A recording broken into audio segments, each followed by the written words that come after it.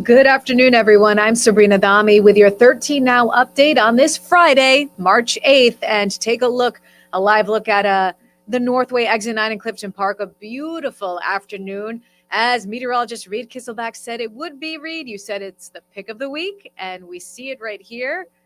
Finally, some sunshine and blue skies. Makes you wish you can do the shows outside for the whole 4, 5, and 6, right? It does. Well, it truly feels like spring. Another look at Route 7 at Miller Road, which, as we know, Reed will be very busy in a couple of hours with people maybe trying to duck out a little early on this really nice Friday. Yeah. Good evening. Maybe open up the windows as you're driving on through. Might work out. Yeah. Might be too cold for some people, but I do it. I already did Yeah. it. So. Well, you got to soak it in when you can, right? Exactly. The only thing that's missing is the color. Yes. You said all week that this was going to be, the day that we had in terms of no clouds, no rain, finally some sunshine. It's mild out there. But as we look live right now at Lake George, this beautiful scene is going to be disappearing pretty soon. It's very short-lived, unfortunately for us, but it's a sign of what's to come. So we'll just keep our fingers crossed that we get back to these sunny days a little bit sooner rather than later. Because we're going to see cloudy skies come back overnight tonight. Cloudy skies will start out the day tomorrow, and then another round of showers before the weekend comes to an end. So, gorgeous outside right now. Lake George at 48 degrees, light north wind, no measured rain. It almost, if it were not for the lack of greenery, make you feel like you should go out and into the water just from the look of it. Obviously not with the temperature in place here. But satellite and radar, high pressures in control off to our south and west there into the Ohio Valley is our next weather maker. And high pressure is going to hold it off for tonight and for half of the day tomorrow. So if you need to do anything tomorrow and you want to be outside for it, do it earlier in the day, as it's going to take a little bit longer for that to get here. So hour by hour, plenty of sunshine through your evening commute. We're going to be mild and dry through the evening time. So maybe if you're planning to head out this evening, go out for dinner, looking pretty good. Temperatures falling to the 40s. Cloud cover starts to build in after 9. We're cloudy by the start of the day on Saturday. And by the time we get towards around noon, we'll start to see a couple light flurries fall in parts of the Adirondacks, maybe northern Mohawk Valley. By the time we get towards 4, now we're starting to get a little bit more of an accurate picture of what's coming our way for the weekend, right? So rain in the valleys, snow in the higher elevations of the Adirondacks, Catskills, Berkshires, Greens, maybe a mix as you start to drop in elevation. A lot of this, I feel like when it first starts, will not be sticking on the ground right away because it's above average temperature-wise, unless if you're in those higher peaks of the Adirondacks where it's been colder and you already have a snowpack. So it'll take a little bit, but it will eventually start to stick. On the valley floor, we'll start to see some pockets of steadier and heavier rain, especially as we work our way overnight and into the start of the day on Sunday. The back edge starts to clear out on Sunday. A couple of light bursts of snow in the mix on and off in some of the higher elevations. So we do dry out before the day comes to an end with just a chance for an isolated shower or two. So for the rest of the day today, highs climbing to the low 50s. It's mostly sunny. It's pleasant. For the night tonight, we're down into the low 30s, increasing clouds, but dry.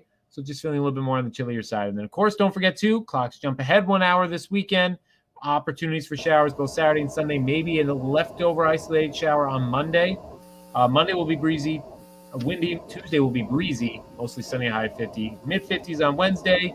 Thursday, 60 maybe. So when I said keep the fingers crossed it comes back soon, might not have to wait too long. All right. So we just have to get through the weekend, which, as we all know, we love, but we'll tolerate it, knowing that we have this on the back end too. A chance for 60s. Wow. Beautiful. Yeah. It would be great if we get that. Yeah. All right, Reed. Well, thank you very much. Thank you for the nice weather today. And we'll get the latest on this mess that's headed our way from you starting live at 4. You got it. All right. See you then. Couple things we are following right now. We have news that is just coming in of a death investigation underway in the village of Granville in Washington County. We have learned that state police are now investigating this along with Granville Village Police.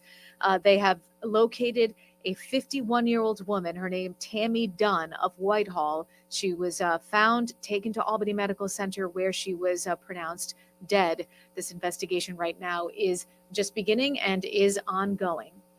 And we have an update on the South End grocery store, the location of it in downtown Albany. The Albany County Executive is talking about this with News Channel 13 today, saying that failing is not an option. You'll recall this once was a McDonald's, turned into a grocery store. This is an area that is known as a food desert. Those neighborhoods in the South End part of Albany don't have a grocery store very close to them. So this was a much needed place for them. So today we're getting an update as this shop has now closed to find out what is next. The Albany County Executive says he's hoping to find a permanent replacement for the short-lived South End grocery store.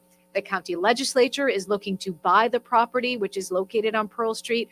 The county executive, Dan McCoy, telling us today, quote, "First and foremost, I don't like to fail, but what we're doing is not working. I hope not to fail again."